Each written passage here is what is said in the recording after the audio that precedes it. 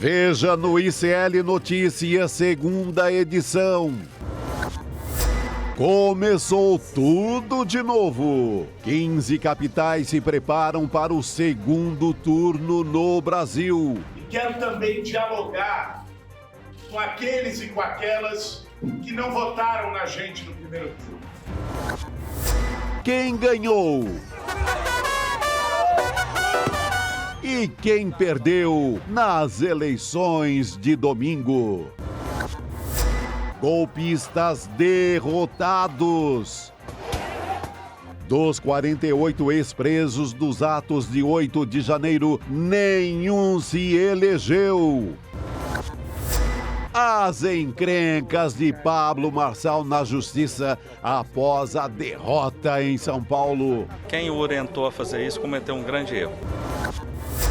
E as capitais onde a esquerda ainda está no páreo. Eu acho que a gente deve realmente sair com as mãos dadas pelo nosso povo gaúcho. O ICL Notícias, segunda edição, está no ar.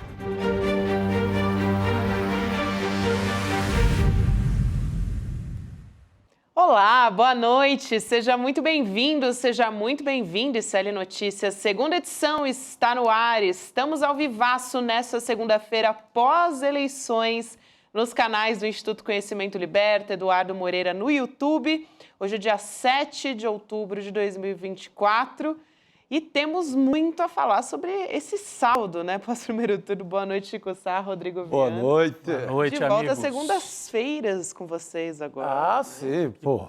Demorou. Essa semana, com a nossa titular aqui, Gabi. Aliás, você estava muito bem na cobertura, a nossa cobertura aqui no ICL arrebentou. Incrível, hein? Aliás, obrigada a todo mundo que nos acompanhou aqui. Nossa, né? uma Porque super a gente audiência. explodiu de audiência. Muita audiência merecida. Porque Gostei de ver a Gabi na reportagem, na rua, lá no comitê. Agora foi o Zeda, foi do Boulos, né? Você no Boulos, o Zeda no Marçal e o William De Luca no Ricardo Nunes. A cobertura com reportagem na rua, excelente, Gabi. Foi super legal assistir. Excelente. Muito O bom. CL estava ali, olha, assim, no embate com os maiores do país, gente. Ah, muito Uma melhor, análise aliás. única, né? Muito bom. Foi excelente mesmo. Segundo turno a gente vai estar aqui, inclusive, firme e forte. Vamos. Aí é a nossa vez. Segundo no turno Chico. de São Paulo. Eles guardaram, eu não sei Vou porque... estar com vocês de novo. Eles deixaram eu e o Chico pro segundo tempo. Acho que nós já estamos aquele jogador que entra no segundo tempo. É isso. Tupanzinho. Tupanzinho. No segundo tempo, mas o segundo tempo vai ser decisivo, né, gente? isso. Vai ter muita E não decisão só aqui em no São segundo Paulo, né? turno. Vai ser. Exato. E em São Paulo a gente vai ter de novo a reportagem mobilizada para Vamos. ver como é que vai ser a cobertura lá no Boulos e também no Ricardo Nunes. A gente tem muito a falar a respeito de como se movimentaram os campos políticos, né? Para a esquerda, como é que foi, para a ala progressista, para a direita, extrema-direita. Muito, assim, surpreendente, como eu estava justamente ontem lá na campanha, né, do Guilherme Boulos, foi muito surpreendente, mas os bastidores estavam realmente projetando Nunes e Boulos. O trekking, né? Eu no também segundo recebi turno. sexta e sábado, dava Exato. muito próximo do que aconteceu. Só que, assim, numa diferença mínima. Mínima. O Marçal não foi para o segundo turno por muito pouco. Pouquíssimo. E porque ele se deu, muita gente estava usando esse termo lá na campanha do Boulos, uma autocadeirada. Talvez ele tenha feito uma autossabotagem sem querer, né? É. E destruiu ali, porque 30 mil votos para cá, 40 para lá, resolvia a eleição. Resolvia a vida dele e atrapalhava muito de todos nós, né? Nós vamos falar bastante sobre isso, fazer esse saldo das eleições. Vamos lá, Posso começar. já ir aqui para o telão, Gabi? A nossa equipe Vamos também nessa. trabalhou, né, produzindo aqui mapas, quadros, artes, para a gente fazer esse balanço das eleições. Bom, eu vou fazer um resumo logo de cara aqui. Para mim, a vitória no balanço nacional é a vitória da direita organizada em partido político. Vitória da direita, ou em alguns casos da extrema-direita, que usa orçamento secreto, usa máquina. Foi esse campo que ganhou, o campo fisiológico de uma direita organizada em partido. Não foi propriamente uma vitória da direita bolsonarista, da direita outsider. Esse, para mim, é o resumo do que aconteceu neste domingo de primeiro turno das eleições municipais.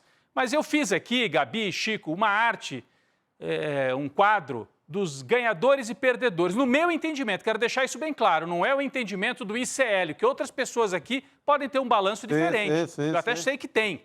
Né? Então, na minha opinião, vencedores claríssimos nesta eleição municipal encerrada ontem.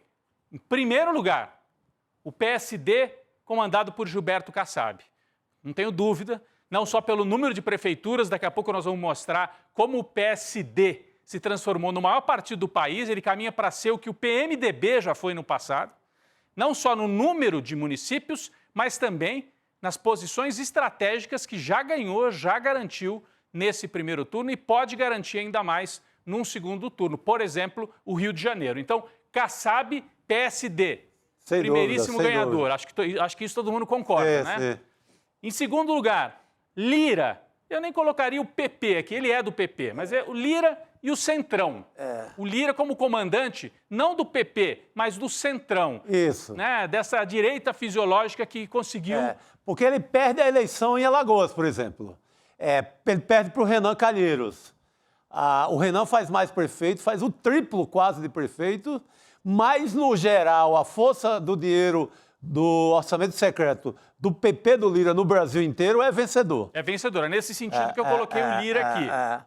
Bem, em terceiro lugar, pelo resultado de São Paulo e pelo posicionamento que teve ao longo da eleição, o Tarcísio de Freitas. Por quê? Enquanto o Bolsonaro teve uma atitude covarde de ficar esperando para ver o que ia dar, um pé em cada canoa, o Tarcísio, gostemos ou não dele, hein, Chico? É o seguinte, eu decidi, eu vou com o Nunes. Eu vou com o Nunes. Não se acovardou, ele foi para valer. Não se acovardou. Inclusive, no momento em que o Marçal chegou a passar nas pesquisas o Nunes, teve aquele momento de arrancada, ele foi um que falou, não, nós vamos continuar aqui do lado do Nunes, e manobrou, ajudou a manobrar a campanha e garantiu que o Nunes não se desfizesse naquele momento que havia esse risco, né? Pular todo mundo para o outro barco. Então, Tarcísio de Freitas sai fortalecido, nós vamos analisar isso ao longo do programa, mas já colocando aqui na lista dos vencedores, inclusive, ele sai, no meu entendimento, mais forte no sistema político do que o Bolsonaro. Ele se mostra confiável para os partidos. O pessoal da direita diz, com o Tarcísio dá para fazer acordo, ele cumpre.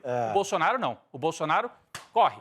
O Bolsonaro faz acordos, se esconde debaixo da cama. O Bolsonaro tenta, inclusive, levar o Tarcísio, o grupo do Tarcísio, para o Marçal, em algum momento da campanha. Depois fica no meio do caminho, se arrepende e tal. Então, aqui, Valdemar. Porque, assim, para mim, eu sei que tem outros colegas que acham que o Bolsonaro foi vitorioso nessa eleição. Eu não vejo o Bolsonaro como vitorioso. Eu vejo o Bolsonaro desgastado em São Paulo, derrotado no Rio de Janeiro e com uma imagem titubeante. Daqui a pouco nós vamos falar. Mas o Valdemar e o PL, sim, como ganhadores. As siglas partidárias, as duas mais fortes, PSD e PL, pelas vitórias importantes que colheram. Então, o Valdemar e o PL, a máquina partidária do PL e a máquina partidária do PSD, vitoriosos. E o Lira, só para deixar bem claro, como comandante do Centrão e dessa tática de esparramar dinheiro pelo país. Agora, como personalidades individuais e vencedores, nesse domingo eu acho que ninguém tem dúvida. Eduardo Paes sai fortíssimo dessa eleição, também do partido do Kassab. Ele foi para a eleição, o Lula apoiou, tentou indicar o vice, ele falou, não, eu quero o vice do meu partido. Botou o vice do partido dele, atraiu gente do lado da direita, fez uma frente fortíssima e derrotou o bolsonarismo lá no Rio de Janeiro. Então, Eduardo Paes sai forte para o segundo mandato, pré-candidato já a governador do Rio de Janeiro em 2026. Tem gente falando que ele pode virar vice do Lula, tem gente achando que ele pode, no futuro, ser um candidato a presidente da República, e pode. Mas calma, né? Calma. Por enquanto... Calma, gente. Calma, gente. Mas deu um passo... Torcedores, calma. Mas deu um passo importante e é um grande vencedor também. Sim, sem dúvida.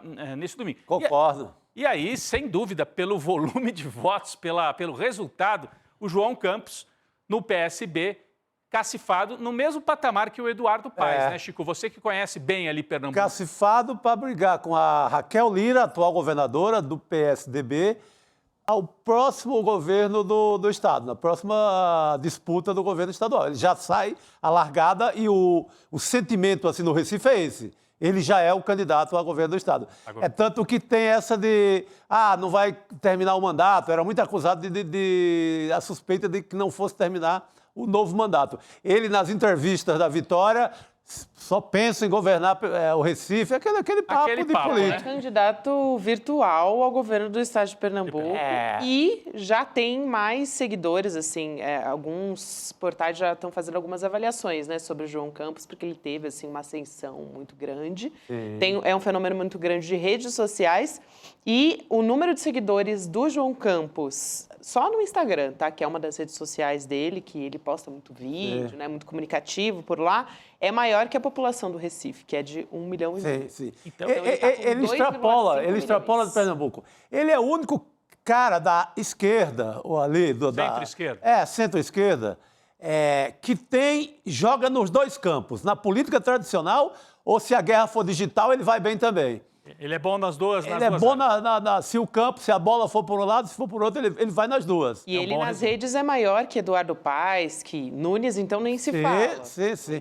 Ele é o único que não temeria uma candidatura dessas forças digitais, tipo Pablo Marçal ou outro aí do gênero. Ele saberia fazer essa guerra. Ele joga nas duas coisas, ele é bom articulador político na velha política.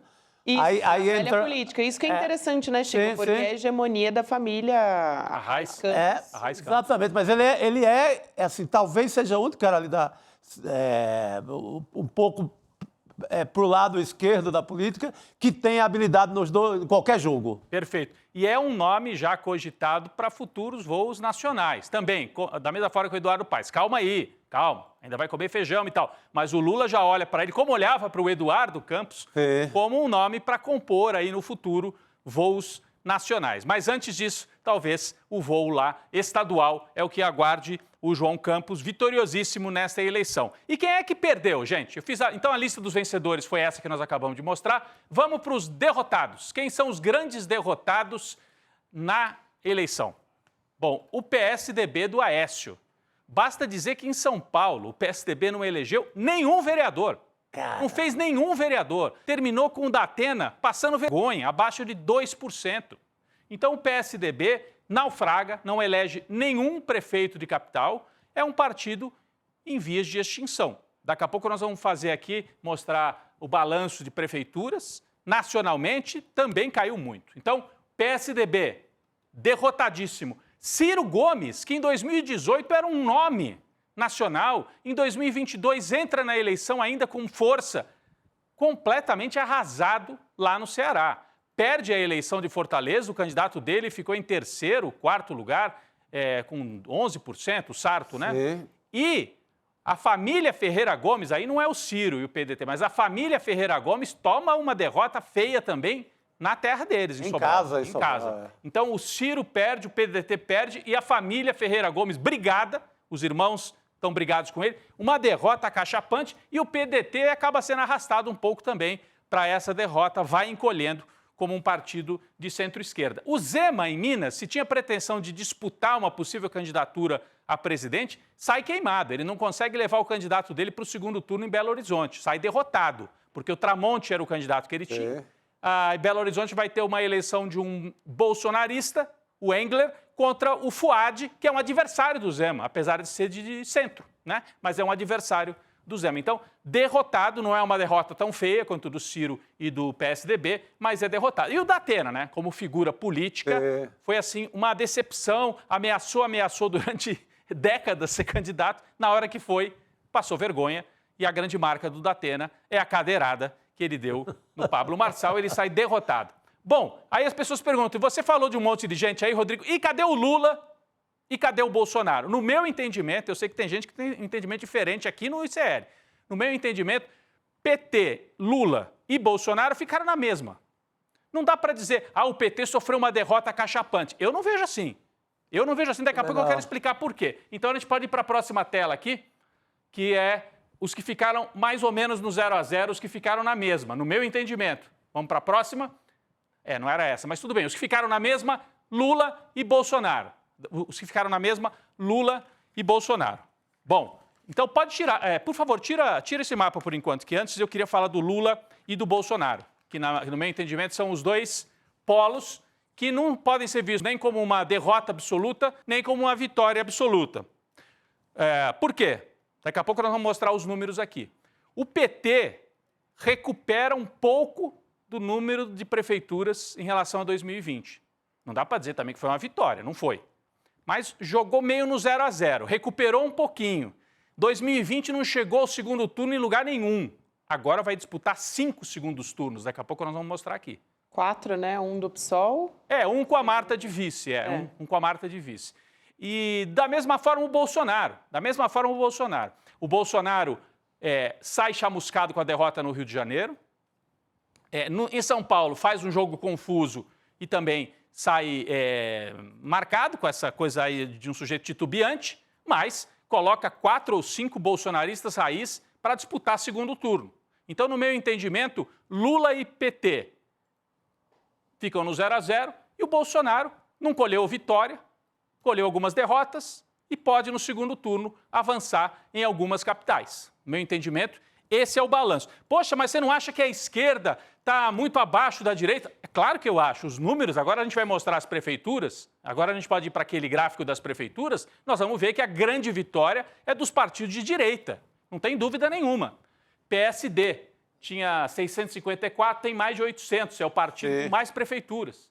MDB... Mas é uma direita raposa velha, não é a direita na molecada que brinca de internet. É uma direita antigona, do fundo partidário, da emenda, do orçamento secreto, do vício político. Não é a direita bolsonarista. Exatamente. Então, quem ganhou a eleição foi essa direitona tradicional, que o Chico resumiu muito bem aqui. Dá uma olhada no PT. O PT, o Partido dos Trabalhadores, sai de 183 capitais, vai para 248. O PSB sai de 252, vai para 309. Estão bem abaixo dos outros, não tem dúvida nenhuma. Mas o meu entendimento, algumas pessoas estão assim, nossa, mas que derrota terrível. Gente, a derrota terrível, o fundo do poço para a esquerda foi 2020. 2020, quando o PT não foi para nenhuma. Não foi para nenhuma disputa importante em capital. Agora está disputando várias. Daqui a pouco nós vamos mostrar aqui no mapa. Então, esse é o meu entendimento. Não dá para dizer, a esquerda sofre uma derrota completa. Não vejo assim. Daqui a pouco nós vamos mostrar aqui. Olha, a derrota é 2016. Meio... Quando anunciaram o fim do mundo para o PT, muitos colonistas até disseram que o PT tinha acabado. Que ele sai de 620 prefeituras em 2012 para 200 e poucas prefeituras, 245. Aí é uma derrota significativa. Uma derrota flagrante. Depois afunda mais um pouco em 2020 e agora se recupera lentamente. Mas o que eu quero dizer? O projeto que começou em 2013 com aquelas manifestações antipartido, que na verdade eram anti-esquerda, começou em 2013, avança para Lava Jato, com apoio da mídia, avança para a derrubada da Dilma e previa caçar o registro do PT, porque tinha esse projeto. O objetivo era esse. Eliminar, acabar. Eu faço até o paralelo, Gabi, assim como o golpe de 64 foi dado contra o trabalhismo, contra o Partido Comunista também, mas mais contra o trabalhismo do Jango e do Brizola, e deu certo, porque o trabalhismo, quando passa a ditadura, fica mais fraco. Ele volta, sobrevive, mas sobrevive mais fraco. A Lava Jato, o golpe contra a Dilma, muita gente foi para a rua berrar para tirar a Dilma, e a prisão do Lula, tudo isso foi feito para eliminar, para acabar com o PT. Não conseguiram acabar, mas o partido ficou mais fraco. Lentamente vai tentando se recuperar. E nós vamos fazer o balanço aqui. Eu acho que essa é uma eleição de redução de danos ainda. É um momento de redução de danos. Mas tem o presidente da República e nem assim. Tem o presidente da República e nem assim. É isso mesmo, porque nós estamos diante de orçamento secreto, um Congresso conservador. O Lula só ganhou por 2 pontos porque fez uma mega aliança. Não foi o PT que ganhou a eleição. Vamos lembrar como é que foi ganha a eleição. Então, eu não estou nessa linha de que acabou o mundo, catastrofista, etc. Mas quando a gente olha o mapa, de fato, onde está vermelhinho aqui, que é o PT, e um pouco de PSB? É no Nordeste. Principalmente, Chico, o Ceará. Virou o grande estado do... O Ceará é onde tem mais mancha vermelha aqui do PT. A Bahia já não é tanto assim, a Bahia já foi muito mais, Gabi.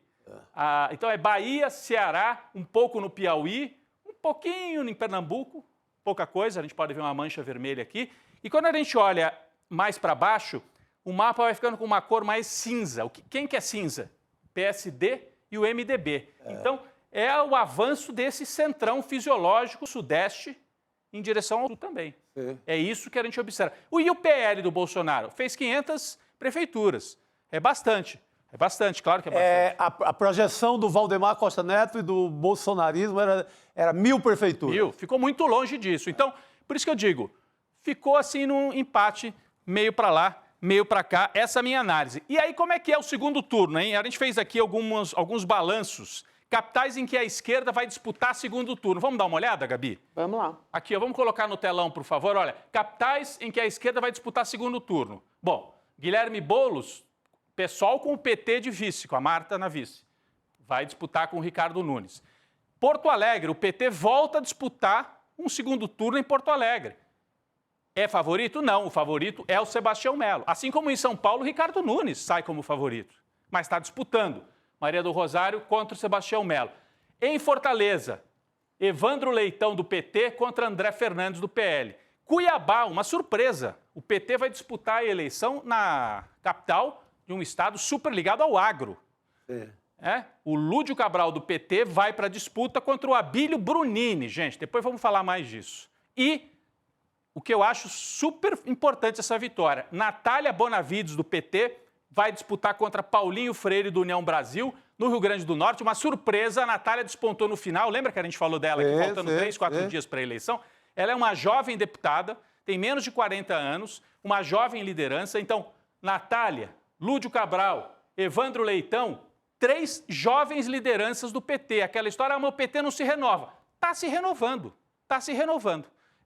Não sei se vão ganhar as eleições. Onde tem mais chance? Em Fortaleza. Eu até diria que o PT a esquerda entra em 5 disputas, talvez só consiga ganhar uma, Fortaleza, se ganhar. Mas está disputando, o que não aconteceu em 2020. Então, é uma redução de danos ainda em relação a 2020. E o bolsonarismo? O bolsonarismo foi derrotado no Rio de Janeiro, a família Bolsonaro derrotada no Rio, mas o bolsonarismo raiz vai para a disputa em 5 capitais. Vamos colocar aqui, capitais disputadas pelo bolsonarismo raiz no segundo turno.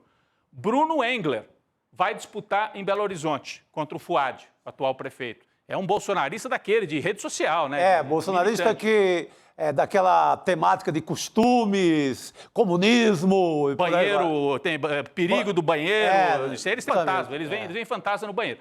Então, Bruno Engler, Belo Horizonte. Em Goiânia, Fred Rodrigues, também do PL, bolsonarista. João Pessoa, olha quem que vai disputar o segundo turno.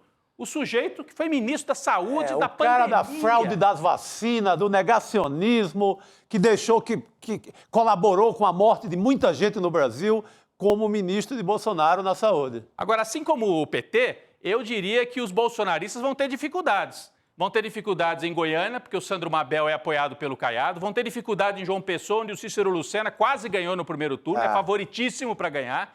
Em Fortaleza, uma eleição aberta. André Fernandes é outro daquele bolsonarista a gente sabe as cenas, né?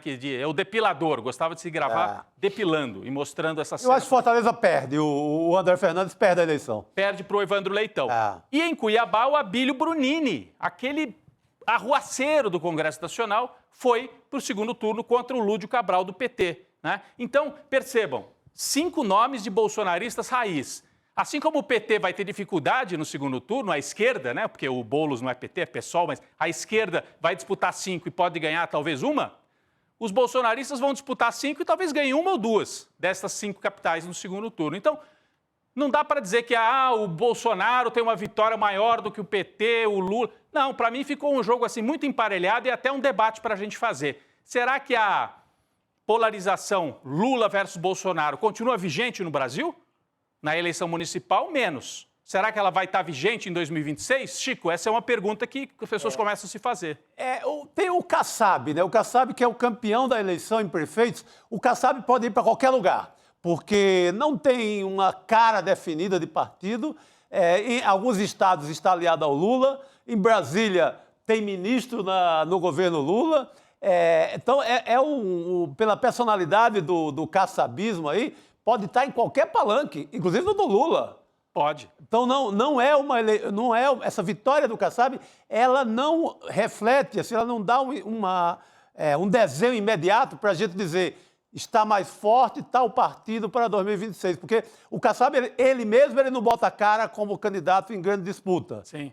Ele garantiu o mandato dele, é uma secretaria estadual, que é o caso agora, ele está no governo do Tarcísio. Ele não bota a cara, ele não é o líder, ele não tem voto para ser candidato a presidente. Mas tem um partido que virou uma máquina impressionante. Que pode ir para qualquer lugar. Pode ir para qualquer lugar. Gente, só para a gente concluir esse comecinho, queria lembrar alguns personagens curiosos que tomaram ferro na eleição. Vocês lembram da Joyce Hasselmann? Ela já foi tão poderosa, deputada mais votada em São Paulo, 100 mil votos, bolsonarista, até mais de 100 mil, né? Acho que eu estou sendo modesto. Aí, em 2022, ela perde a reeleição e ontem ela foi candidata a vereadora, teve menos de 2 mil votos em São Paulo. Não deu nem pro cheiro. Encerrou a carreira, acabou. Então, a Joyce Hasselmann, uma daquelas personagens que a gente vira a página. Não vamos mais ouvir falar da Joyce Hasselmann, pelo menos na política. Outro, lembra do ex-marido da Ana Hickman? Ele se apresenta como um defensor dos homens. Coitadinho dos homens, viu, Gabi? Que são denunciados por violência. Ele acha que é um complô contra os homens. Ele se lançou candidato para defender estes homens. O Alexandre Corrêa. Outro, levou ferro, 2 mil votos. Virou a página. Tchau, Alexandre Corrêa. Levou ferro é ótimo. Levou ferro. Foi embora. Um que eu fiquei triste de ter sido derrotado desta maneira é no Paraná, o Roberto Requião. Terminou a eleição de maneira muito triste, o Requião. Com 1% dos votos, em 7º lugar para prefeito, concorreu em Curitiba e talvez tenha encerrado a carreira de forma melancólica. Requião também, muito diferente dos 2 primeiros que nós mostramos. Um governador valoroso, apoiou o Lula. Uma história muito bonita. Uma grande história. Lá em Curitiba também, Requião, tomara que você encontre aí uma maneira de viver bem esses anos que lhe restam. Eu gosto muito do Requião pessoalmente. Rosângela Moro foi vice lá em Curitiba e terminou com a chapa com 6%, inclusive comprometendo a ideia do Sérgio Moro de ser candidato a governador. Foram humilhados na campanha. Lançaram o candidato, ela foi a vice também. Derrotada. Tchau, Rosângela Moro. Foi derrotada nesta campanha, neste domingo. E mais 2 personagens. O sanfoneiro lá do Recife, que teve acho que menos de 10% dos votos. O sanfoneiro do Bolsonaro. Tomou um atropelo do João Campos.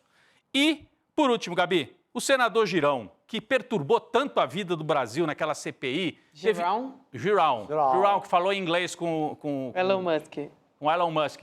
O Elon Musk não ajudou, ele teve menos de 1% dos votos na eleição de Fortaleza. Para o cargo majoritário também, uma situação humilhante para o senador Girão. Era isso, Gabi, eu ia fazer a lembrança desses personagens também. Muito Excelente. bem. Como é que foi mesmo que o Girão chamou o Elon Musk? Não foi cidadão, né, chamado Elon Musk, foi cidadão chamado Elon Musk? Foi por aí. Tem agora, vamos falar de uma personagem importantíssima, né? E que segue muito atuante na política brasileira e que vai ser entrevistada. Falando em política e em eleição, ela entende de derrotar a direita de São Paulo, que ela foi a primeira prefeita de esquerda eleita em São Paulo em 88. É a entrevistada do querido Chico Pinheiro, hoje à noite. Luiz Erundina, deputada, ex-prefeita, ex-ministra, né? Uma liderança importantíssima, um exemplo de mulher batalhadora, veio do Nordeste para o Brasil e está na luta até hoje com uma energia impressionante. Ela dá uma aula de política. Quem assistiu o programa completo, fica o convite. Hoje, segunda-feira, 8 da noite, depois do N2 aqui, você toma um cafezinho, janta, ou na ordem contrária, e assiste a Luiz Erundina com o Chico Pinheiro. Gabi? Excelente, maravilha. E a gente pode ver um trechinho aqui, um spoiler. Vai lá. Vamos assistir um spoiler da Erundina, vamos ver. Acho que a esquerda, os partidos convencionais da esquerda, têm que se reciclar, têm que se recriar, têm que se refundar. E com bases, a ideia central é o fortalecimento do poder popular. Nós não só temos 3 poderes, executivo, legislativo e judiciário. Antes dos 3 tem poder popular, que nos escolhe pelo voto soberano nas urnas. E apoia ou não apoia a ação de quem foi escolhido pelo povo para governá-lo ou para representá-lo. E não existe esse elo, tem que ter um elo orgânico direto. É possível organizar esse elo? É possível.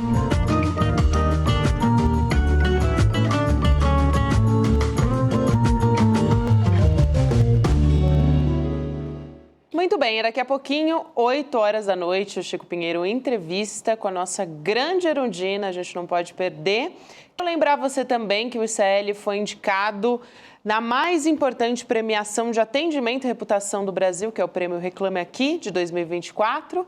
E essa conquista, essa premiação simboliza algo muito grande, uma confiança aqui no ICL e do consumidor do ICL. Então, a nossa equipe está sempre disponível para ajudar não só os alunos e alunas, mas também a nossa audiência, que costuma tirar dúvidas aqui no chat, pedir dicas também. Acontece muito quem está nos assistindo de mandar mensagem, convidados nos programas que vêm, as pessoas pedem dicas e tudo mais. A gente sempre responde, a nossa equipe está sempre disposta a isso. Então, vota lá no ICL e fortalece essa luta também. A gente vai trazer mais esse reconhecimento em icl.com.br/prêmio. E seguimos aqui com a nossa programação. Vamos voltar a falar de eleições municipais com o cientista político Juliano Medeiros, que já está aqui no estúdio. Você piscou e nem viu, mas ele já está aqui na mesa junto com a gente. Querido, boa noite. Boa noite, Gabi. Boa noite, Rodrigo. Bem-vindo, boa noite, Chico. Boa noite. Prazer estar com vocês depois de tanto tempo, né? De volta aqui no ICL.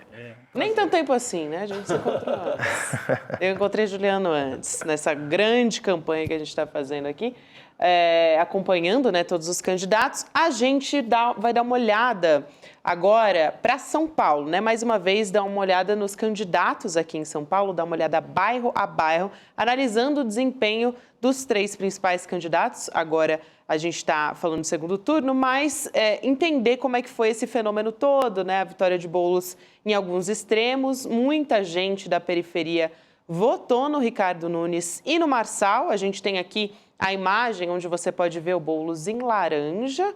Ali na Zona Norte tem um pedaço, também na Zona Oeste e no extremo leste também. Nunes, em verde, principalmente, pega um bom pedaço ali da Zona Sul de São Paulo, né? E o Marçal em azul, pega uma boa parte da Zona Norte, da Zona Leste também. Aquela Zona Leste do começo da Zona Leste. O Juliano vai explicar melhor aí pra gente, né? Exato, já vamos começar por aí, então. Desenho do voto. O desenho do voto. Bom, primeiro foi uma eleição super apertada, né? Vamos considerar que quem venceu o primeiro turno terminou 1,5 ponto à frente de quem não foi para o segundo turno.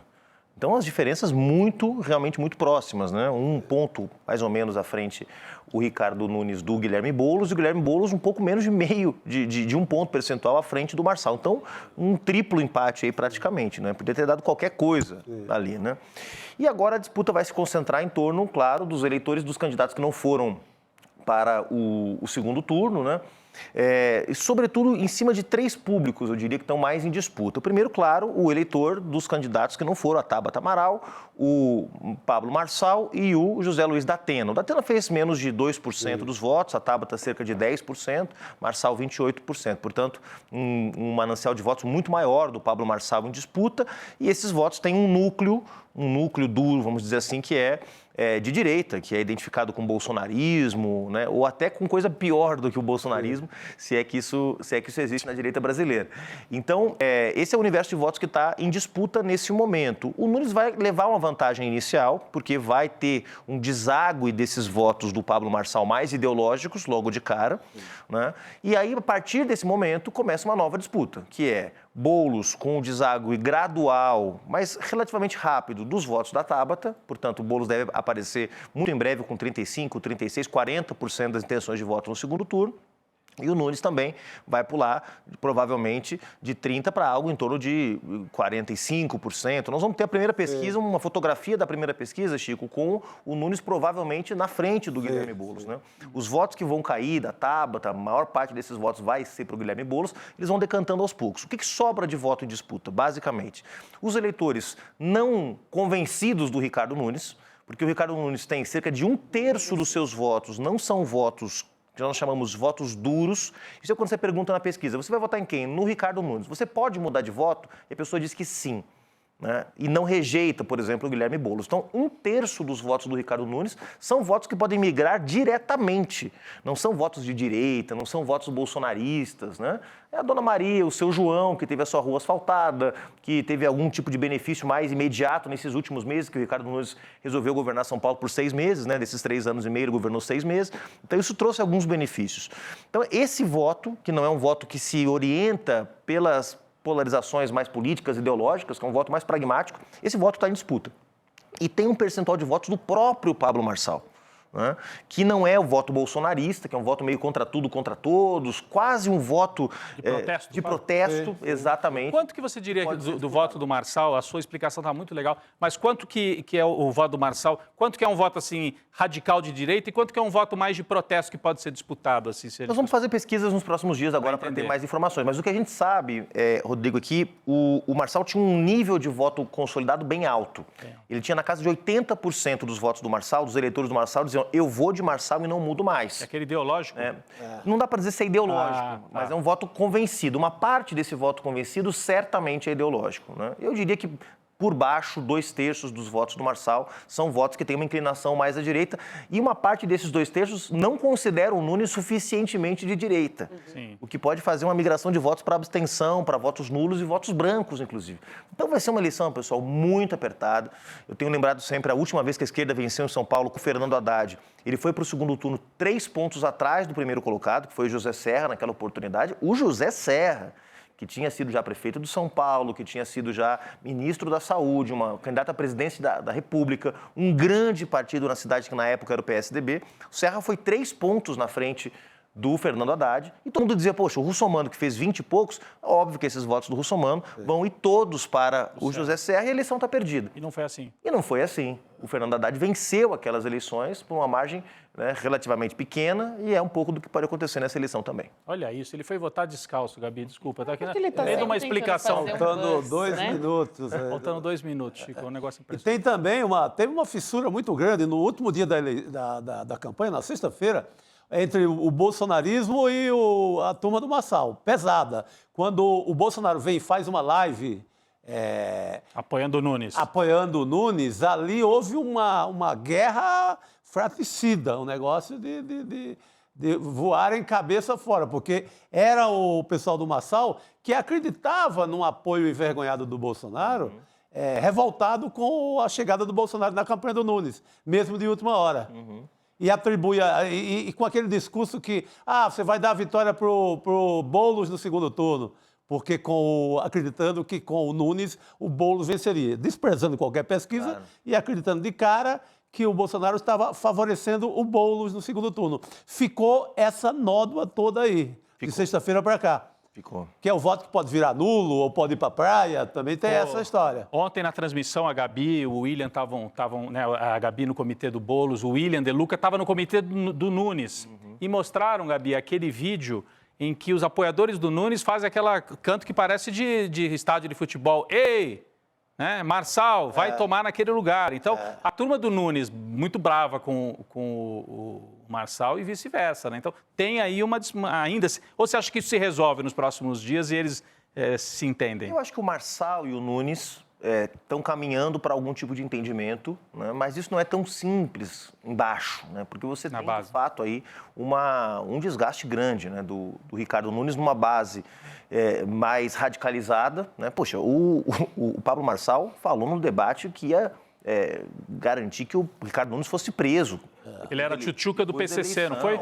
Esse era o nível das acusações, né? Claro que essa turma, para impedir uma vitória da esquerda, é capaz de qualquer coisa, né, Chico? Sim. Mas, nesse momento, eu acho que eles estão caminhando para um entendimento superestrutural, digamos assim, entre as lideranças políticas, mas embaixo vai ficar muita rusga. Eu acho que a eleição está totalmente em aberto. E eu tenho comentado uma coisa, Rodrigo, eu até, não sei se eu comentei com a Gabi ontem lá no comitê do Guilherme Boulos, a gente se encontrou lá, de que, na verdade, apesar de que os números indicavam que a rejeição alta do Marçal e as projeções de segundo turno apontavam um segundo turno mais fácil para o Guilherme Boulos contra o Pablo Marçal, me parece que a campanha do Guilherme Boulos está mais bem preparada para enfrentar o Ricardo Nunes do que para enfrentar o Marçal. E eu explico isso porque a campanha do Guilherme Boulos está estudando a administração do Ricardo Nunes, os pontos fracos do Ricardo Nunes, como pensa o eleitor do Ricardo Nunes, que é um eleitor muito pouco convicto desse voto que depositou no Ricardo Nunes. Eu não estou me referindo aqui ao eleitor bolsonarista, estou me referindo, como eu já mencionei aqui, a Dona Maria, o seu João, né, que fizeram um voto meio pragmático,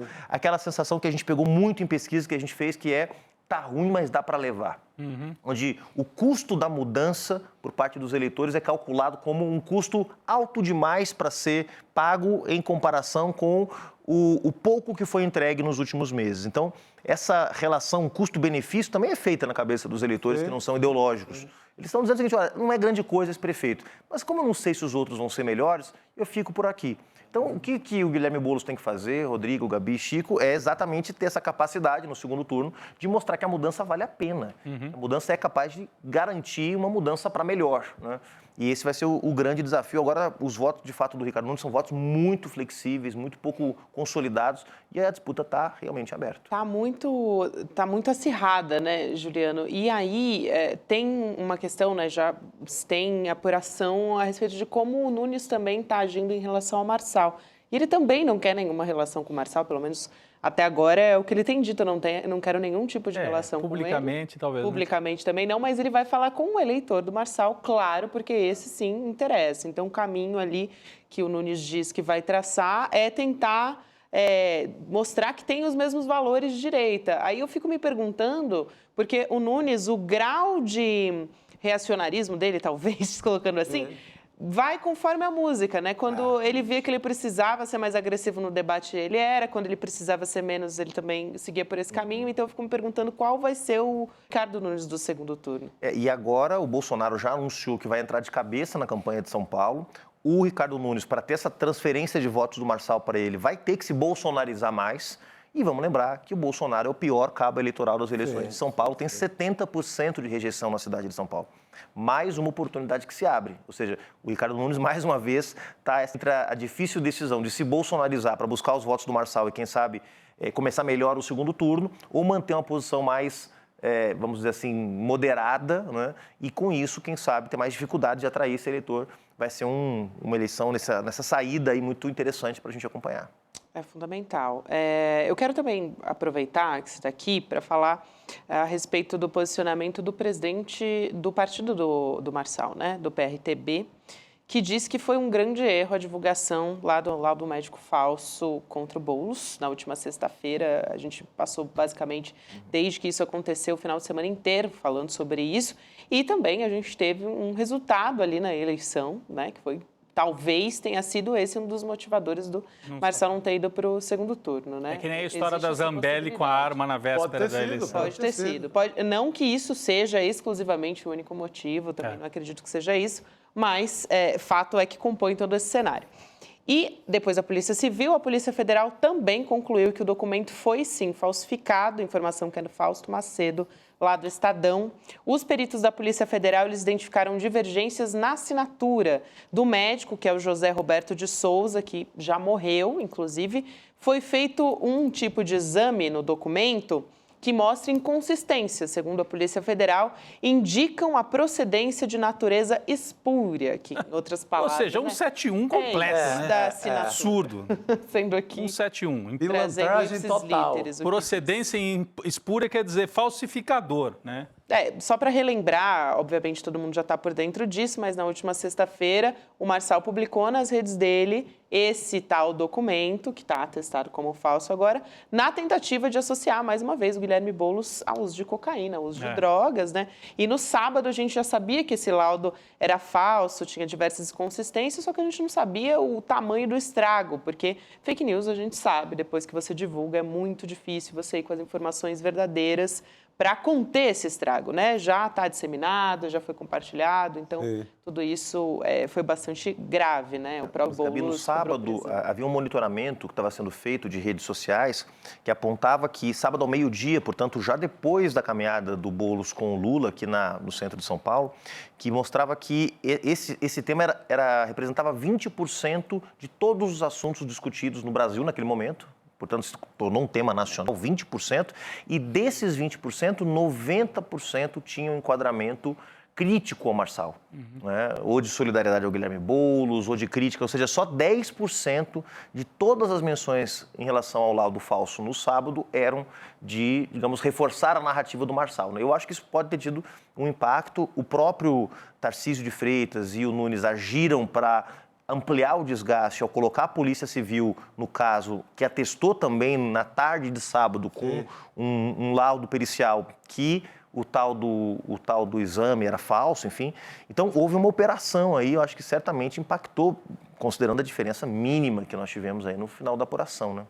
Sem dúvida. E também, judicialmente, é importante a gente falar sobre isso, porque tem um processo criminal que demora um pouco mais. Ontem também conversei com a parte jurídica lá da campanha, do Boulos, né, sobre o quanto, criminalmente, isso ainda é um processo que leva mais tempo. Mas, efeitos de tribunal eleitoral, a gente pode ter, sim, né, uma cassação, ainda tem algum tempo, né, 2 semanas. Ele pode ficar inelegível, por exemplo? Pode ficar inelegível, pode ficar inelegível. Se a candidatura dele for cassada por crime eleitoral dessa natureza, 8 anos de inelegibilidade. Quer dizer, todo o plano de, talvez, né, Chico, a gente falava aqui, o Marçal, o Tarcísio, 2026, o que vai ser, pode ser que isso tudo fique na gaveta, né? Porque que é o que se espera da justiça eleitoral, né? Porque foi uma fraude muito grosseira, muito pesada, poderia ter interferido na eleição.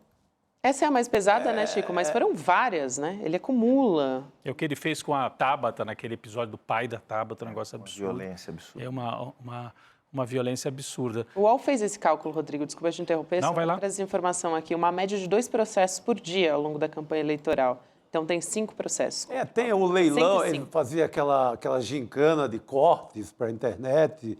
Ele vendeu vídeos a vereadores em troca do apoio dele para vereadores do país inteiro. Então, é uma fartura, né, de crimes eleitorais. Sim. E eu acredito que até a direitona, essa direitona que ganhou a eleição, a direita Kassab, a direita Temer, a direita PL, Centrão, Valdemar, Arthur Lira, essa direita é muito forte em todas as instâncias da justiça brasileira. Acho que há inclusive, interesse de tirar esse cara da próxima eleição.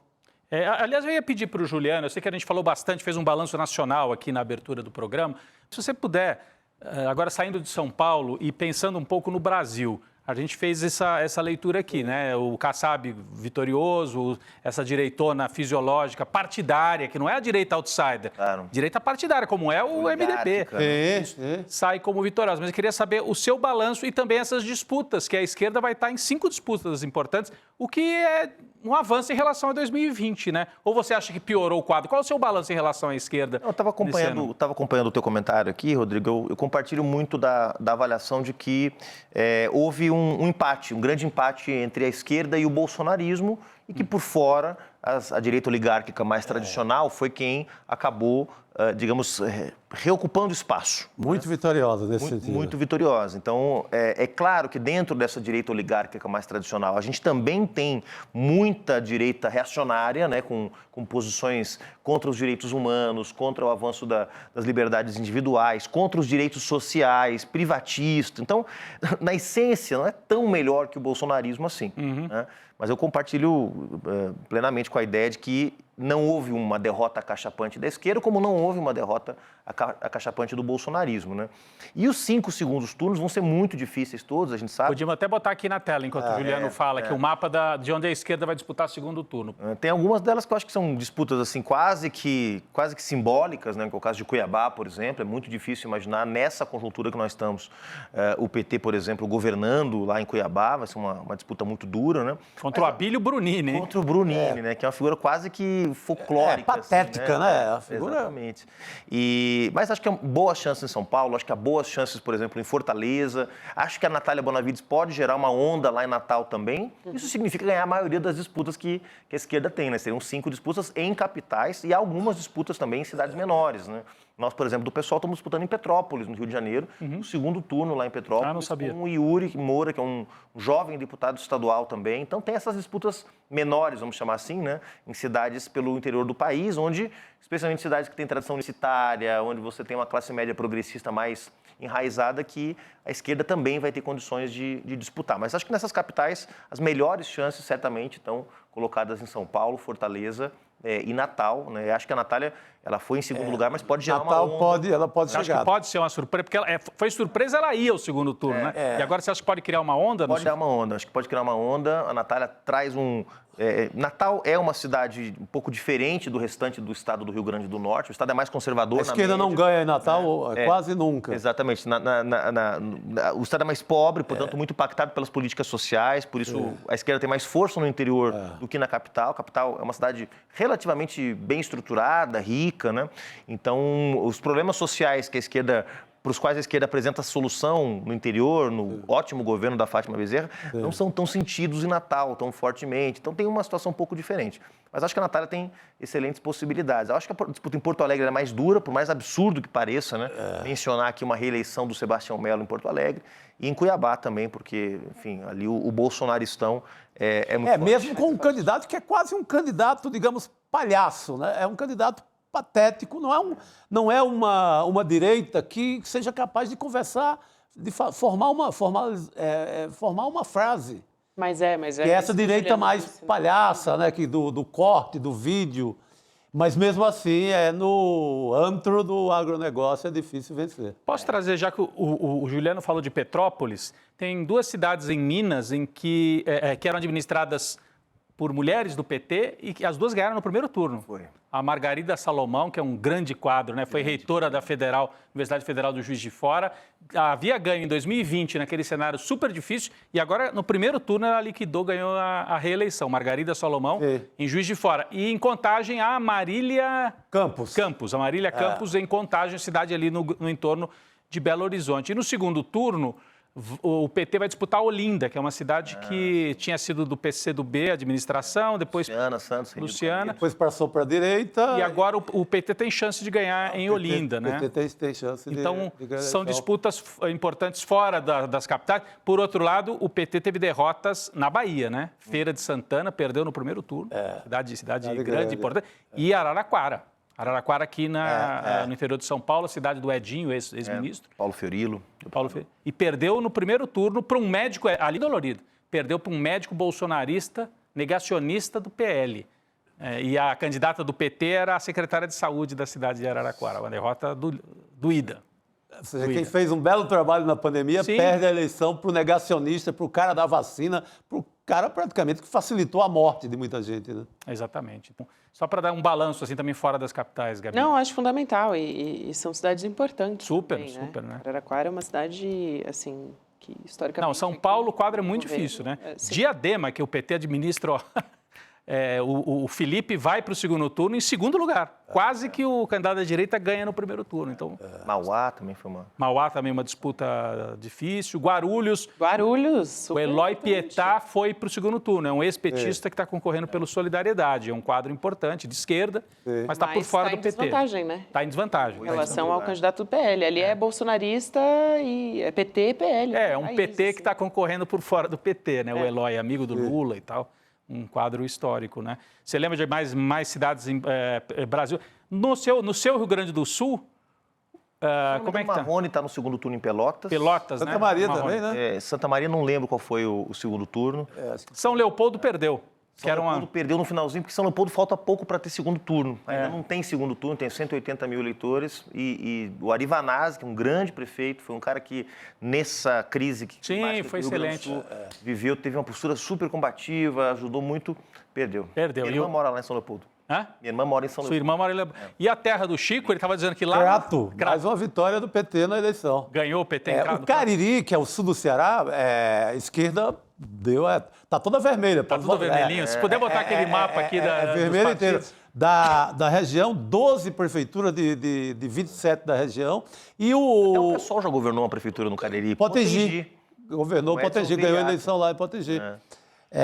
Então, foi muito bem.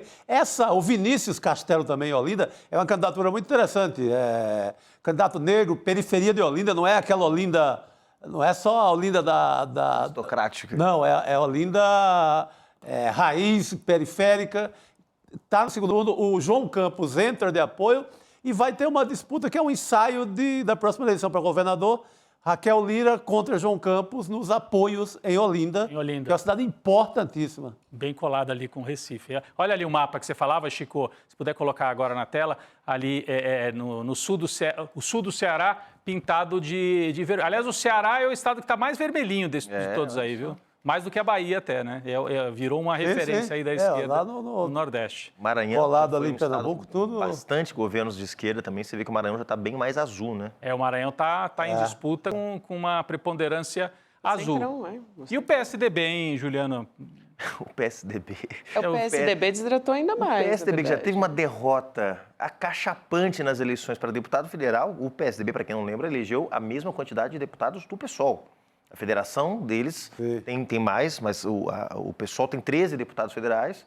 O PSDB tem 14 deputados federais, praticamente a mesma coisa. O pessoal com a federação, com a rede, sustentabilidade... Está na frente. O lugar dele tem 14, ou seja, então... Não elegeu em nenhuma capital. O pessoal cresceu, isso, claro, foi importante, mas o PSDB já foi um partido com 50 deputados na Câmara Federal. São os partidos PT e PSDB da Nova República. Da Nova República. Exatamente, que se alternaram durante mais de 20 anos, né? Então, uma derrota estrondosa. E em São Paulo, né? Imaginar que não é que só a capital que o PSDB não elegeu nenhum vereador, perdeu os 8 vereadores que tinham na última janela de transferência no mês de abril e não elegeu ninguém agora e não elegeu ninguém praticamente em nenhuma grande prefeitura do interior de São Paulo. São pouquíssimas as cidades em que o PSDB saiu fortalecido, ou seja, é o fim de um ciclo. É o fim. Numericamente, assim, nas prefeituras, o PSDB tem um pouquinho mais do que o PT. Eu tenho até esse dado. Foi o partido que mais perdeu prefeituras, está na nossa tela aí, o muro de... Exatamente. Gostei aí do nosso autor da tarde. No total, 269 e o PT 248, só que o PT estava com menos prefeituras na última eleição municipal, cresceu um pouquinho. Então, o PT cresceu um pouquinho e o PSDB... comentário malicioso, obviamente, que o José Aníbal, presidente do PSDB, ia mudar de nome para José Inábil. Porque as opções que ele tem feito nos últimos anos não têm sido muito felizes. Mas vamos atribuir um pouco ao Dória, né? Um efeito muito Dória. Do Dória para cá, quando o Dória veste aquela camisa Bolsodória, ele decreta praticamente o fim do partido. Exatamente, é isso. É isso. Juliano Medeiros, muito obrigada pela sua participação. Sempre um prazer te receber. Eu vejo que vocês estão recebendo sempre a minha amiga agora, Jordana Pereira, aqui, que é essa muito mais imparcial do que eu, minha querida amiga. Grande leitora de pesquisa. Mas assim, ó... Quando ela não puder, me chame também. Não, e aí, assim, mesmo quem não é imparcial, sendo correto na análise é o que interessa. Você tem um lado, mas analisa o que acontece, não vai brigar com os dados, não é isso? Sem contar que é muita informação de bastidor aqui. Também, muito. É isso, quando a gente traz uma coisinha ou outra. É isso. É isso aí. Obrigada, querido. Obrigado. Medeiros, cientista político, participou aqui com a gente. Seja sempre muito bem-vindo por aqui. Até a próxima. Bom, gente, por aqui vamos seguir falando sobre eleições, falando balanço, né, de eleições, Rodrigo. Juliano, pode ir. Olha só, nossa equipe tá te chamando ali. Aqui é tudo ao vivo, tá, gente? Não vai ter, assim, mágica. Tudo bem que ele entrou por meio de mágica, mas aqui não vai ter mágica na saída. Valeu, obrigado. Valeu, meu cara. Obrigado. Obrigado. Vai ser aqui abertamente. Abre-se a porta do estúdio e sai Juliano Medeiros. Abrem-se as portas, é isso. A gente vai continuar falando sobre o Centrão. A gente estava mostrando o mapa aqui agora há pouco. O PSD, o MDB e o PP, além do União Brasil, esse grupo, né, fez mais da metade das prefeituras do Brasil. O PL de Bolsonaro e republicanos do governo Tarcísio tiveram crescimento também. E o PT, a gente já falou aqui, até aumentou o número de prefeituras.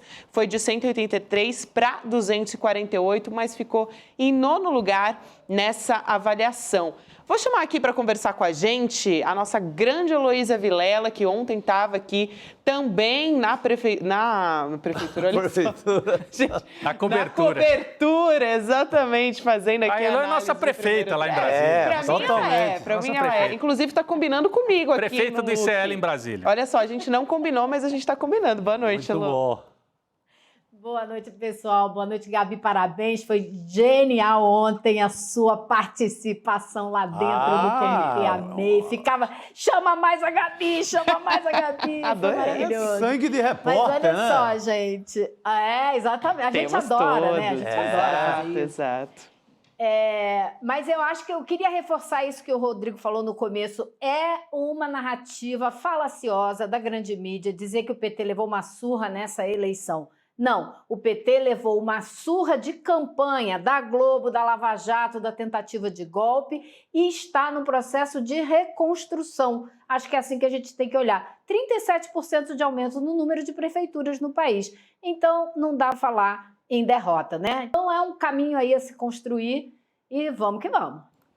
Vamos que vamos. Elo, avaliação do governo, vou trazer um pouco aqui.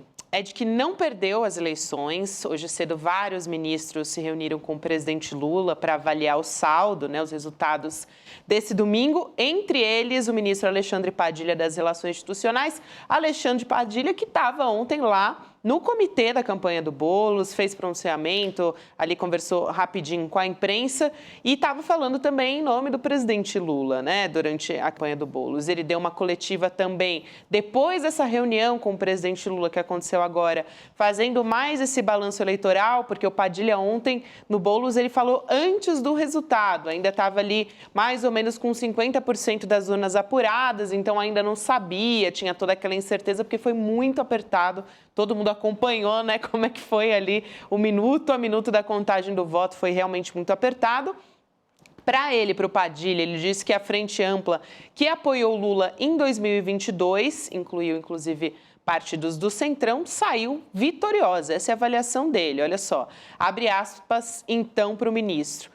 Lideranças que compõem essa frente ampla do governo, que apoiam o presidente Lula, que apoiaram o presidente Lula no primeiro, no segundo turno das eleições do ano passado, de 2022 no caso, derrotaram os ícones da extrema-direita. Bolsonaro foi derrotado no seu condomínio, na sua casa, na cidade do Rio de Janeiro, por uma liderança, Eduardo Paes, que compõe essa frente ampla e que fez questão, no anúncio da sua vitória, de agradecer ao presidente Lula. Elô, você concorda, talvez concorde em partes, né? Porque aí ele está citando o Eduardo Paes, né? Mas olhando para o todo, assim, né? Para o Brasilzão, aí já é um pouco mais complicado. Olha, Gabi, eu acho que tem uma forçação de barra um pouquinho, mas também tem um raciocínio que é correto, que quando você diz, se você olhar para a eleição do presidente Lula e pensar, bom, o que se fez ali? Foi uma frente amplíssima para derrotar a extrema-direita. Nesse ponto de vista, ele está certo. Essa frente amplíssima continuou à frente, continuou ganhando de setores da extrema-direita. Acho que até aí vai. Só que o que a gente está preocupado é com o que vai acontecer daqui para frente. Que parte dessa frente amplíssima está levando vantagem, está indo mais adiante? É isso que preocupa, porque essa frente amplíssima não ficará junta eternamente. Então, a gente tem que pensar nos próximos passos da política brasileira. E aí, nesse sentido, é que eu acho que talvez não seja nada muito confortável olhar para os números gerais dessa eleição. Agora, ele também destaca, e o ministro Padilha me disse na semana passada, olha, o Boulos vai chegar a 30%. A gente sabe que ele chega a 30%, quando as pesquisas não apontavam isso, e ele acertou, 29, algo é 30%, vai. Agora, eu acho que o governo está fazendo essa conta aí, né, da frente ampla, botando Campos nesse barco, Paes nesse barco. É um pouco assim, eles não precisavam do Lula para ganhar a eleição, né? Ganharam sem precisar do Lula, mas diz o Padilha que os dois ligaram para agradecer a parceria e falaram do Lula. Acho que daqui para frente isso é um problema, né? Muito mais do que uma solução. Mas ele também falou bastante da importância, né, desses resultados, como é que vai ficar daqui para frente, do crescimento da base. E ele falou muito dessa frente ampla que venceu o 8 de janeiro e colocou ainda muita ênfase nisso. Agora, sobre o Boulos, ele falou que o Boulos tem que canalizar o sentimento de mudança, que tem que ser do Boulos esse sentimento de quem quer melhorar, mudar a cidade, que esse seria, na visão do Padilha, o caminho para uma vitória do Boulos. Mas ele continua insistindo que o importante, e muito importante para o governo do presidente Lula, é vencer os ícones da extrema-direita. Por isso eles estão muito de olho no que vai acontecer em Fortaleza. É isso que eu ia perguntar. Esse André Fernandes, ele falou, na semana passada ele já tinha dito, é fundamental vencer o André Fernandes e a gente está com muita chance. O candidato do PT vai chegar lá, está muito próximo. Então, vamos ver como os votos serão distribuídos agora que é segundo turno, né? Sim, se o PT vai conseguir trazer o pessoal que foi eliminado aí nessa primeira rodada, né? Isso que eu ia perguntar, Elô, o que a gente pode esperar da participação do Lula nesse segundo turno? Onde que ele vai priorizar? Eu não sei se o Padilha chegou a falar sobre isso, se aí em Brasília já se fala. A gente já mostrou aqui algumas vezes o mapa, então você já adiantou um pouco. O André Fernandes, do PL, bolsonarista daquele de rede social, contra o Evandro Leitão, do PT, é uma disputa central, que é um desses ícones aí do bolsonarismo. Uma disputa importantíssima. O Lula deve ir a Fortaleza, eu imagino. O Camilo Santana deve ir.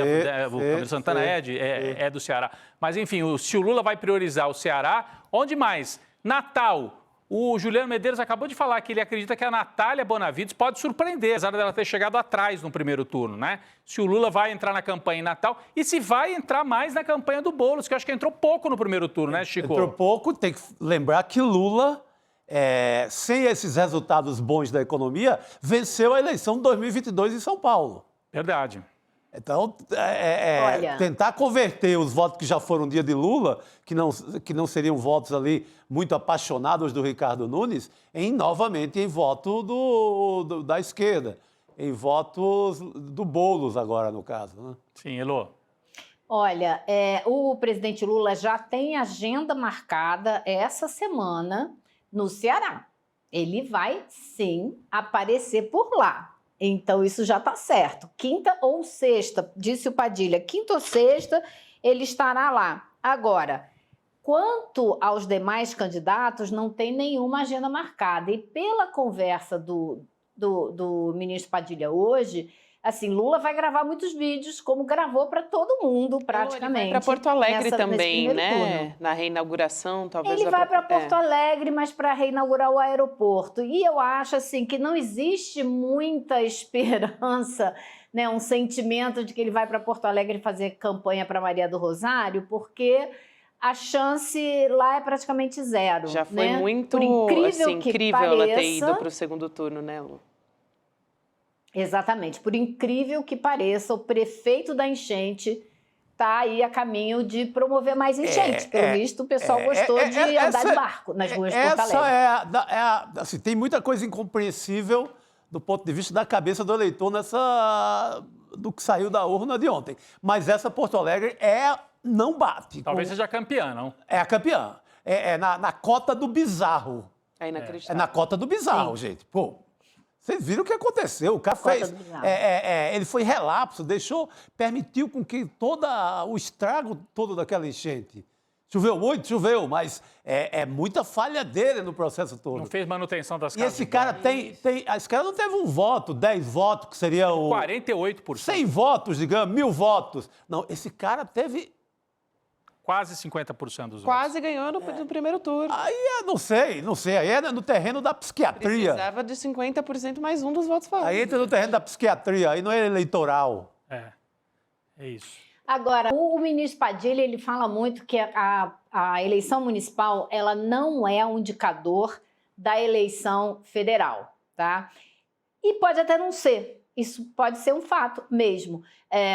A eleição municipal não indica que o PT, com uma frente ampla, não consiga, né, fazer um novo presidente. O problema central é que a eleição municipal mostra como a influência do dinheiro na campanha está fortalecendo esses partidos que vão ganhar ainda mais força no Congresso e vão ter ainda mais dinheiro para continuarem crescendo. O Poder 360 fez um levantamento que mostra o seguinte: nas 100 cidades que mais receberam dinheiro de emendas, ou seja, que receberam mais de R$ 3.500 por habitante, dos 51 candidatos que concorreram à reeleição para prefeito, 50 se reelegeram. Então, eu acho que isso mostra que o dinheiro é um fator essencial e preponderante em muitas das eleições, se não quase todas. E se você continua permitindo que esses partidos superfisiológicos continuem crescendo e continuem levando mais dinheiro para dentro das suas cidades, apadrinhando seus candidatos, a gente vai ter um Congresso cada vez pior. A única chance que a gente tem hoje é a briga que o Supremo, através do ministro Flávio Dino, está comprando de moralizar a distribuição dessas emendas. Mas ainda assim é um problema sério, porque esse ano foi recorde absoluto de volume de emendas, né? Eles se apropriaram de uma porção ainda maior do orçamento federal. Então esse é o grande nó, eu acredito, da política brasileira quando a gente fala de Congresso, né? Que é onde as coisas andam ou são barradas. Elô, você chamou a atenção durante a semana inteira para a quantidade de dinheiro vivo apreendido no Brasil inteiro.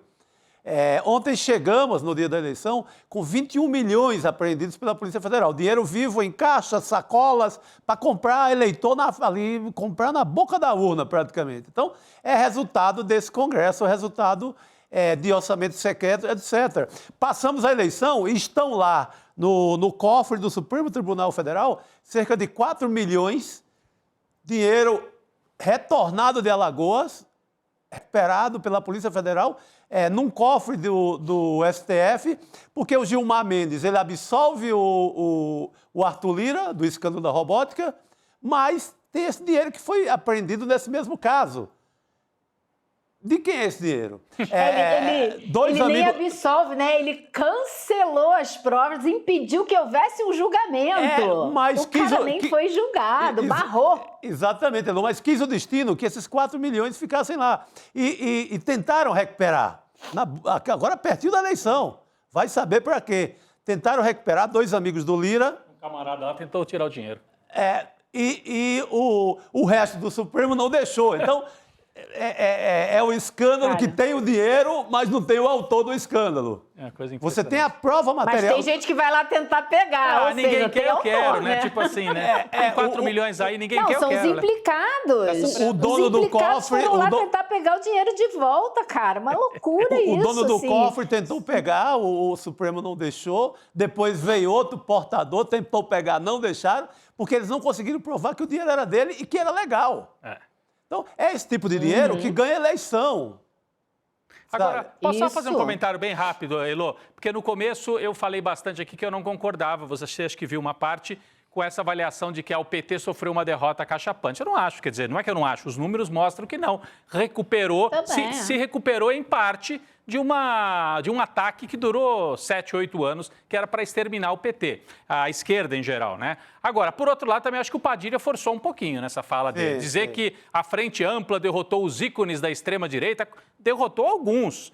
O Pablo Marçal, olha, não foi a Frente Ampla, ele perdeu por 30 mil votos. E o Pablo Marçal se autoderrotou. Se autoderrotou, nem é do bolsonarismo. E o Ramagem perdeu no Rio. Agora, fora isso, tem vários... Aí o Sanfoneiro perdeu no Recife. Mas também não tinha a menor chance. Também não tinha a menor chance. Fora isso, tem vários ícones da extrema-direita que estão no páreo, que estão na disputa. Eles estão para ser derrotados ainda, né? Então, estão para ser derrotados o Éder Mauro em Belém do Pará, por o adversário do MDB da família Barbalho, né? Tá para ser derrotado, enfim, tem outros nomes aí, o Engler em BH, o Fuad, candidato do PSD. Bolsonarista raiz. Bolsonarista. Então, o próprio Brunini, eu acho que vai ganhar. Então, tem um ícone da extrema-direita que deve ganhar a eleição em Cuiabá, gente. Então, o Padilha, é claro, é uma avaliação, forçou um pouquinho na avaliação aí, no meu entendimento, o ministro Padilha. Tem um outro fenômeno que é interessante, Rodrigo, aqui, seguindo com algumas informações a mais, porque a gente está falando aqui de extrema-direita, então eu acho que vale a pena falar em candidatos que foram presos pelo envolvimento do 8 de janeiro. Eram 48 candidatos e nenhum deles também foi eleito. Mas não gente que estava na cadeia, gente que está respondendo... Isso, né? Exato. Mas eles chegaram a ser presos em algum momento, né, e tal. Eles foram presos por conta do ataque lá do 8 de janeiro, né? E nos 48, 2 concorreram à prefeitura, 1 a vice-prefeito, 45 a vereador.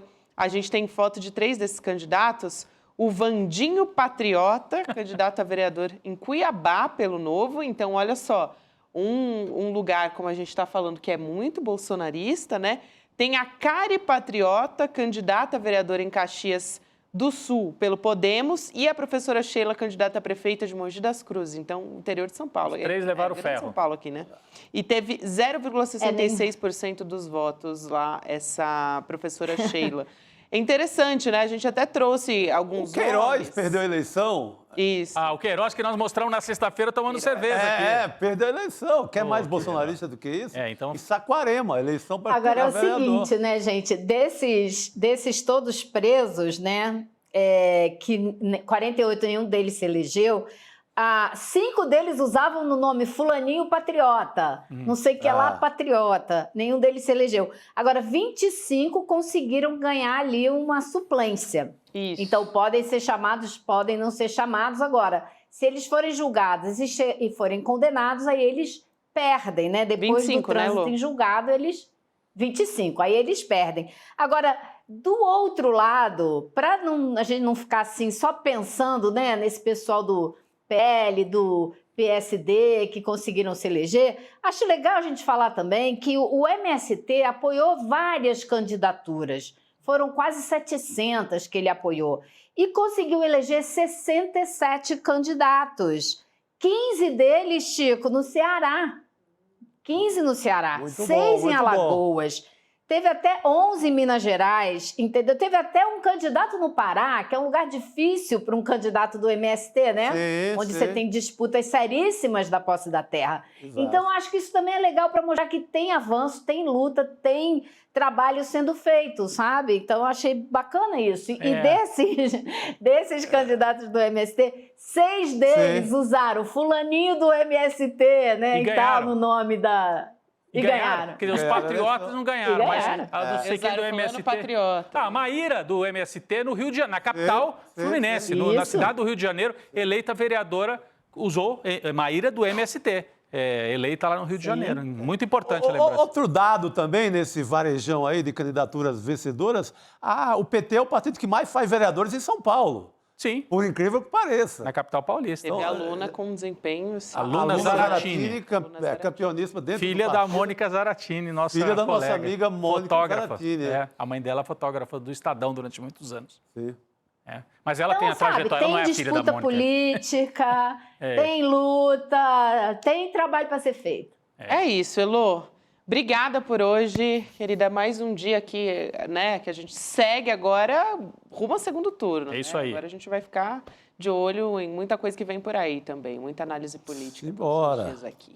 Rapidinho, Valeu, Elô. o sobrinho da Dilma Rousseff é eleito vereador em Belo Horizonte, Isso. pelo PT, Pedro Rousseff. 25, 26 anos, né? Primeira sim. candidatura. Jovem Primeira vez liderança que ele- também, né? E jovem liderança nas redes sociais, inclusive, é muito ativo nas sim. redes. Esse é um desses que da esquerda, Que sabe usar as igual ao redes. João Campos, que sabe jogar nas duas Isso. posições, no campo mais antigo da velha política e também Na no rede. digital. É isso. E que vem com o sobrenome Rousseff. né, Ajuda que um pouquinho.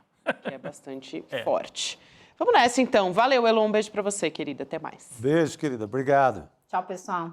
A gente continua por aqui ainda falando sobre política, na verdade sobre um aspecto que a gente já trouxe aqui no ICL Notícias segunda edição, sobre o futuro político criminal do Pablo Marçal, né, que foi derrotado nesse primeiro turno, depois dessa eleição aqui em São Paulo. A gente vai conversar com o Bruno Andrade, que é coordenador geral da Academia Brasileira de Direito Eleitoral e Político, para entender tudo isso, quais são as implicações agora, o que pode vir por aí como consequências jurídicas. Doutor Bruno, boa noite, seja muito bem-vindo. Boa noite, obrigado pelo convite. Bom, vamos começar então perguntando a respeito da publicação de documentos falsos, né? A gente já teve aí um laudo da Polícia Civil, agora a Polícia Federal também. Qual é a pena quando você publica, doutor Bruno, um documento que é falso, enfim, com todas as implicações políticas que isso tem também, né? Em meio a uma campanha eleitoral, queria te ouvir a respeito disso. A gente tem a primeira avaliação é a gente entender se aquele crime, né, aquela suposto crime, ele é eleitoral ou não, porque isso vai avaliar se aquele crime vai ser tipificado no Código Penal ou no Código de Processo ou no Código Eleitoral. A gente partindo do princípio que foi um crime com fim eleitoral, a gente poderia ter uma divisão entre dois crimes, né? Seria primeiro o crime de difamação, porque ele tenta imputar a alguém um fato que ofende a honra, e além disso, mediante uma utilização de documento falso. Então a gente tem o crime. O crime de difamar, ele é de menor potencial ofensivo, então ele tem uma pena de detenção de até 3 meses. Já o crime de falsificar um documento, no caso, o documento apresentado foi um documento particular, um documento de uma clínica particular, a pena é muito mais grave. Então, ela vai de uma reclusão de 1 a 5 anos e pagamento de multa, que é o crime do 349 do Código Eleitoral. Então, o Ministério Público vai ter o trabalho baseado na perícia da Polícia Federal, porque como a Justiça Eleitoral é um crime federal, é um crime eleitoral federal, a Polícia Federal é que atua para fazer esse tipo de laudo. Então, aí, se for imputado ao Pablo Marçal o crime do 349, um crime de falsificar documento particular, ele pode ficar preso até 5 anos de reclusão. Mas e a inelegibilidade, doutor? Obrigado pela presença, o Rodrigo Viana.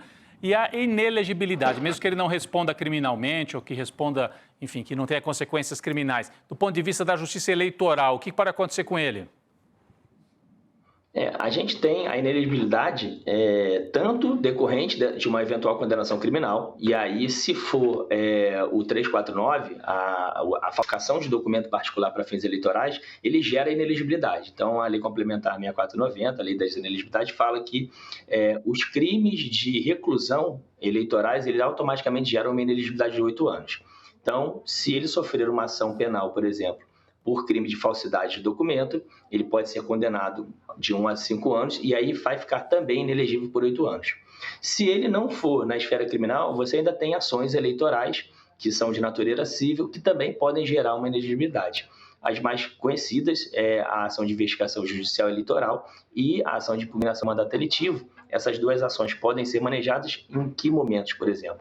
Um abuso de poder, um abuso de poder econômico, um abuso de poder político, ou, no caso do Marçal, que é o que mais se fala, um uso indevido dos meios de comunicação social. Então, a partir de informações trazidas na rede mundial de computadores, o TSE já tem jurisprudência equiparando em algumas situações a rede mundial de computadores à mídia de comunicação social.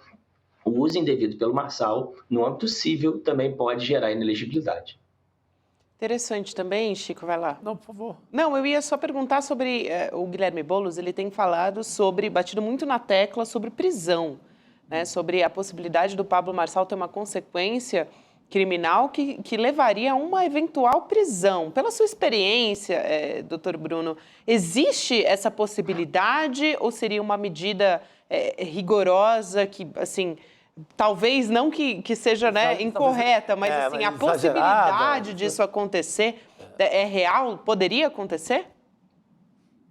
Olha, a possibilidade existe porque o crime de falsidade, ele não é comum nesse contexto que a gente está vivendo hoje de propaganda, por exemplo, né? Normalmente o crime de falsidade do Código Eleitoral a gente vê muito por um alistamento fraudulento ou por algum documento que o candidato teria que apresentar, que o deixaria inelegível e ele apresenta falso, mas no contexto da propaganda eleitoral não é comum a gente perceber isso. Agora, como a legislação eleitoral ela fala que já é um crime de reclusão, ainda que você tenha uma pena de 1 ano, por exemplo, ele já que seria a pena mínima, né? Ele já é suficiente para deixar a pessoa inelegível por 8 anos, porque a lei da ficha limpa ela fala, se você for condenado por algum crime que importe reclusão, ou seja, importe prisão, ainda que você fique, por exemplo, em liberdade condicional, imaginemos que ele fique condenado a 1 ano e tenha um relaxamento dessa prisão.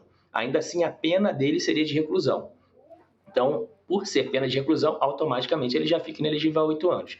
Então, embora não seja comum, é possível que isso aconteça, porque a documentação parece ser robusta, já tem laudos da Polícia Civil atestando a falsidade, a Polícia Federal agora vai fazer um laudo dela também. Então, havendo uma propositura de uma ação do Ministério Público pelo crime do 349, que é o crime de falsidade, não de difamação, esse crime de falsidade gera como pena mínima 1 ano de reclusão. Então, ele gera automaticamente a inelegibilidade. Doutor Bruno, qual o calendário disso? A Justiça Eleitoral tem que deixar a eleição acabar para julgar a candidatura dele nessa circunstância ou se recebe o laudo já dá andamento a partir de agora? Porque aí teria eu pergunto isso, porque aí teria uma interferência, inclusive, no segundo turno em São Paulo, que é um candidato que vai transferir votos. Sim. Pela parte criminal, a ação criminal não segue o calendário eleitoral. Então, inclusive, os prazos dela são próprios da ação penal. Sim. Então, você não teria uma vinculação entre o calendário de segundo turno, de apuração de votos, de diplomação de eleitos, com a ação penal. Ela corre em paralelo. Sim. As ações cíveis poderiam ter um impacto no calendário eleitoral, porque os prazos delas são decorrentes de ações eleitorais. Então, você tem um prazo para apresentar pedido de direito de resposta, por exemplo, de acordo com o dia da eleição. Você tem um prazo para entrar com uma ação de investigação judicial eleitoral a contar da diplomação. E aí você tem esses marcos temporais. Mas, no caso do Marçal, a parte penal é independente e a parte civil tendo essa ação, e não apenas essa do laudo, tem outras que já foram propostas contra o candidato, ele vai seguir o rito normal do calendário. Como ele já perdeu no segundo turno, isso já não tem um impacto muito direto na votação, não o apoio político. O apoio político é independente, a gente pode ter, inclusive, pessoas que estão inelegíveis apoiando politicamente outras pessoas. Não, a legislação não proíbe isso, mas para ele interferir, se ele tivesse, por exemplo, chegado no segundo turno, seria uma outra história, porque aí você não poderia diplomar em eventual eleição enquanto não tivesse o processo julgado, o processo civil, não criminal, que ele é independente. Entendi, muito bem. Muito bem, doutor Bruno Andrade, muito obrigada pela sua participação, foi muito didática aqui para a gente entender todas as implicações. Os dois caminhos, né? O criminal e o eleitoral. Exatamente. Obrigada, até uma próxima, doutor. Isso. Nada, obrigado pelo convite. Obrigado, boa noite. Doutor Bruno Andrade, que é coordenador-geral da Academia Brasileira de Direito Eleitoral e Político. E seguimos aqui, gente, eu vou falar agora de um curso que vai transformar a vida financeira. Eu acho que, olha, esse curso é para mim também, tá? Sabe quando você se identifica aqui? Eu estava olhando e falei, pô, esse aqui é para mim, hein? O Guia da Liberdade Financeira, com o Eduardo Moreira. Ele preparou uma super aula para quem quer aprender mais sobre como investir sem cair na armadilha dos bancos. Ou seja, eu vou ter que me inscrever nesse aqui. Eu também, viu? Esse aí eu preciso. Porque... Ajudar a gente a não se perder ali, né, Chico? Porque os bancos, eles colocam umas siglas assim que ninguém entende. E o gerente liga para você. Tem um negócio imperdível aqui. Você vai fazer um seguro que vai ficar 3 anos lá no investimento, que vai render pouco, mas é ótimo para você. Né? Aí fica preso, o gerente ganha fica preso ali, você não recebe quase nunca mais. Sem contar a promessa de dinheiro fácil. O gerente ganha uma pontuação ali, né? Que e você é bom pra não ele. sabe nem onde está o dinheiro. Não, você não sabe onde está o dinheiro, você não sabe quando você vai receber, o quanto você vai receber, o quanto que vai render, enfim. Para começar a aprender sobre investimentos, esse curso é ideal para você. Não tem fórmula mágica, né, no mercado financeiro, então o Edu Moreira ele vai trazer estratégias claras e eficientes para todo mundo que quer aprender a começar. Então vamos assistir esse recado para começo de conversa. Vamos ver. Tá todo mundo ensinando as crianças, as pessoas a se viciar no jogo do tigrinho, na tal das bets e um monte de coisa ruim que destrói a vida financeira das pessoas. Agora, o conhecimento importante sobre finanças, para as pessoas não se endividarem, para as pessoas poderem acumular patrimônio, que é um conhecimento fácil, esse ninguém ensina. Porque se ensinar é ruim para os bancos. É ruim para as empresas de apostas, é ruim para aqueles que trazem um monte de vícios para as nossas vidas. A gente, mais uma vez, resolveu enfrentar essas pessoas e preparou uma aula revolucionária. O Guia para a Liberdade Financeira. O passo a passo para você aprender a cuidar do seu dinheiro, das suas finanças, de uma maneira que vai te permitir não se endividar, ou se tiver endividado, sair das suas dívidas e acumular esse patrimônio que vai te trazer paz de espírito e segurança para levar uma boa vida. E se prepara para participar com a família toda. A aula vai acontecer dia 13 de outubro, um domingo, às 8 horas da noite. Se inscreve e a gente se encontra lá. É isso aí, gente. Essa é pra mim mesmo. Quero aprender aqui já. Pra você, diz o Edu pra aí. mim, pro Chico. Não há nenhum bicho de sete cabeças. Pra quem tá nos acompanhando aí. Então, bora aprender, né? Aula de finanças com o Edu Moreira. Link para se inscrever tá aqui, ó. icln2.com.br. Já vou fazer o meu aqui, terminando. Aproveita você já. também aí que tá nos acompanhando já pode fazer também. Não perca. E a gente lembra também que agora tem Chico para entrevista às 8 horas da noite. Logo mais dá tempo para uma pausa, para uma jantinha, para um cafezinho, para acompanhar a Luísa Erundina, gente, uma das maiores políticas, uma das maiores mulheres, né, que a gente tem aqui no Brasil. É uma grande história, né? Uma história da fenomenal. nordestina que vem lá da Paraíba, chega em São Que foi Paulo, prefeita em São Paulo. conquista a prefeitura, faz um belo trabalho. Impressionante. Agora e que está até hoje firme e forte no Congresso Sabe que ela Nacional. tinha na Secretaria de Educação? O tal do Paulo Freire. Paulo Freire. O tal de Paulo Freire. O time dela era fraco, né? Uma tal de Marilena Chauí na Secretaria da Cultura. Só isso. Um tal de Paul Singer no na planejamento. Economia, Né? no planejamento. Apenas, né? Isso. Apenas. Vamos Que conhecer timaço. mais da história da Erundina. Eu conversei, ó, vou dar spoiler que eu conversei com o Chico Pinheiro ali nos bastidores. Ele falou, olha, ela contou, a Erundina, coisas que ela nunca falou para ninguém. Assim, a assessoria dela disse, nossa, ela nunca falou isso para ninguém. Assim, acompanha as entrevistas, tudo, ela sentiu muito à vontade. Então, olha, essa entrevista promete. Vou ficar de olho aqui, todos nós, né? Sensacional, Convidamos todo mundo, imperdível. então, a partir das 8 horas. Daqui meia horinha, Chico Pinheiro com a Luiz Erundina. É isso aí, vamos ficar de olho. Amanhã estamos de volta a partir das 7 horas da manhã também, com Desperta. E a gente, à noite, 6 horas, estaremos aqui firmes e fortes. Boa noite, Sá, Boa noite, Juliana. valeu. Vamos Valeu. nessa. Até amanhã. Até amanhã. Quer aprender a ganhar milhões muito facilmente, sem sair de casa e sem trabalhar? Esquece isso, irmão. Não aprende isso não, porque isso tudo é golpe. Não tem esse jeito. Agora, que dá para aprender uma maneira de construir patrimônio e fazer do dinheiro que você ganha o melhor possível, não se endividando e conseguindo com o tempo equacionar a sua questão financeira, isso dá para fazer.